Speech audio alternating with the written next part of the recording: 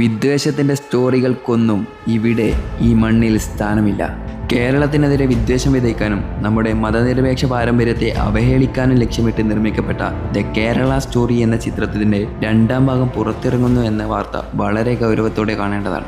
നട്ടാൽ കുരുക്കാത്ത നുണകളും വിദ്വേഷങ്ങളും കേരള വിരുദ്ധ പ്രചാരണവും കുത്തിനിറച്ച് 1ാം ഭാഗം വർഗീയ ലക്ഷ്യത്തോടെ നിർമ്മിച്ചതാണെന്ന് ഈ നാട് തിരിച്ചറിഞ്ഞതാണ്. കലാസൃഷ്ടിയുടെ മേലങ്കി അണിഞ്ഞ് പുറത്തിറക്കിയ ആ വികൃത സൃഷ്ടിയെ ദ റിയൽ കേരള സ്റ്റോറി എന്ന് വിളിച്ചു പറഞ്ഞുകൊണ്ട് തള്ളിക്കളഞ്ഞതുമാണ്. സാഹോദര്യവും മതേതരത്വവും ഉയർത്തിപ്പിടിക്കുന്ന കേരളത്തിൻ്റെ മാതൃകയെ ഭയപ്പെടുന്നവരാണ് തുടർച്ചയായ വിദ്വേഷ പ്രചാരണങ്ങളുടെ അണിയറക്കാർ. ദ കേരള സ്റ്റോറി എന്ന അപഹാസ്യമായ വ്യാജ പ്രതീതി നിർമ്മിതിയെ ഏറ്റെടുത്ത് പ്രചരിപ്പിച്ചത് സംഘപരിവാർ കേന്ദ്രങ്ങളാണ്. പരസ്പര സമ്മതത്തോടെ നടക്കുന്ന വിവാഹങ്ങളെപ്പോലും മതവർഗീയതയുടെയും നിർബന്ധിത മതപരിവർത്തനത്തിൻ്റെയും നിറം നൽകി തെറ്റായ പ്രചാരണങ്ങൾ നടത്തുന്നതും അവരാണ്. വർഗീയ ഇല്ലാത്തതും എല്ലാ മതവിശ്വാസികളും പരസ്പര ബഹുമാനത്തോടെ സഹവർത്തിക്കുന്നതുമായ കേരളത്തെ അവർ ശത്രുതയോടെയാണ് കാണുന്നത്. നമ്മുടെ നാടിൻ്റെ ശാന്തിയിലും സമാധാനത്തിലും വിഷം കലർത്താൻ ശ്രമിക്കുന്ന ഈ ശക്തികളാണ് നമ്മുടെ നാടിൻ്റെ ശത്രുക്കൾ.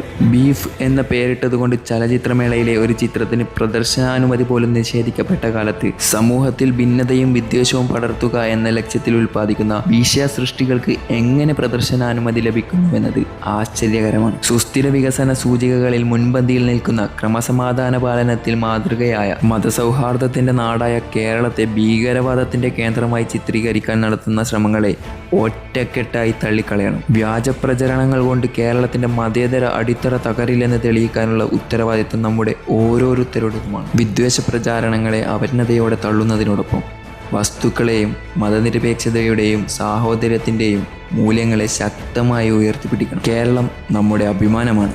നുണകൾക്കെതിരെ സത്യം ജയിക്കണം. അതിനായി നാം ഒരുമിച്ച് നിലകൊള്ളണം.